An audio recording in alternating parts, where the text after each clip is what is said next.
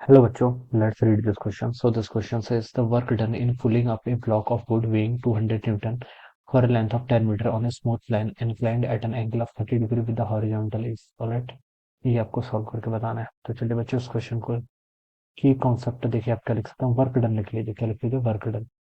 Work done ही calculate करके बताना है ना। वर्क डन इन पुलिंग, ठीक है। तो इस क्वेश्चन का की कॉन्सेप्ट क्या लिख लीजिए? वर्क डन बाई फोर्स लिख लीजिए।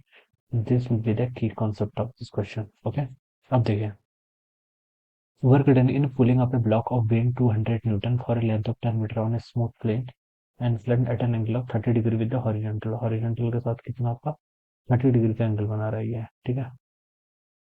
एक आपका ब्लॉक है जिसका मास कितना है एम के इक्वल है, ठीक है। ये आपका कोई ब्लॉक है जिसका मास एम के इक्वल है। तो देखिए बच्चों, इस पर एक फोर्स तो एम जी लगेगा इन द डाउनवर्ड डायरेक्शन, ठीक है। ये आपका क्या होगा? This will be the normal. और ये जो एंगल बनेगा जिस एंगल का अगेन 30 डिग्री के इक्वल होगा। एमजी के यहाँ पे दो कंपोनेंट आएंगे। एक एमजी का कंपोनेंट इस डायरेक्शन में आएगा जिसे मैं क्या लिख सकता हूँ? एमजी का साइन 30। क्या लिख सकता हूँ? एमजी का साइन 30। एक एमजी का कंपोनेंट ये आएगा जिसे मैं क्या लिख सकता हूँ? एमजी का cos 30। This is MG cos 30। Okay, ये हम यहाँ पर गिवन कर रखा है। तो बोला गया कि pulling up A block of weighing 200 Newton, ठीक है। वेइंग 200 न्यूटन यानी कि हमें एमजी की वैल्यू ब्लॉक के लिए गिवन कर रखी है कितनी? 200 न्यूटन के equal. For a length of 10 metre, 10 metre तक हमको देखिए इसको क्या कराना है? मूव कराना है। तो उसका डिस्प्लेसमेंट कितना हो जाएगा?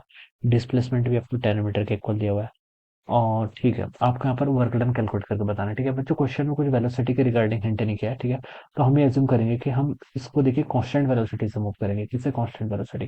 कांस्टेंट वेलोसिटी कब आएगी? जब इसका नेट एक्सेलरेशन जीरो होगा।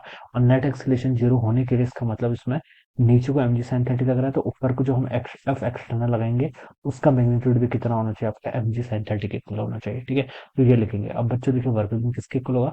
वर्क डन हम यहाँ से लिख सकते हैं एफ एक्सटर्नल डॉट आपका क्या है? डिस्प्लेसमेंट, ठीक है। ये हो जाएगा। अब देखिए एक्सटर्नल फोर्स ऊपर को लग रहा है, डिस्प्लेसमेंट भी ऊपर को है, दोनों के बीच में एंगल कितना? जीरो। तो इसको एक्सपेंड करेंगे। ए डॉट बी किसके इक्वल होता है? A B cos theta. तो इसको आप लिखेंगे F external times S times आपका कॉस ऑफ जीरो। ये हो जाएगा, ठीक है। तो इसको आप लिख लीजिए यहाँ से एफ एक्सटर्नल इंटू के एस। ये हो जाएगा। एक्सटर्नल फोर्स देखिए कितना आपका? एम जी का साइन 30। एम जी की वैल्यू क्वेश्चन में 200 गिवन कर रखी है। साइन 30 कितना होता है आपका? 1/2 इंटू डिस्प्लेसमेंट। डिस्प्लेसमेंट 10 के इक्वल है। तो ये 5 टाइम्स हो जाएगा। 200 इंटू 5 करेंगे तो 1000 के इक्वल आ जाएगा, ठीक है। तो ये हो जाएगा कितना? 1 किलो जूल के equal. So this would be the answer of this question. ये क्या होगा इस क्वेश्चन का आपका आंसर?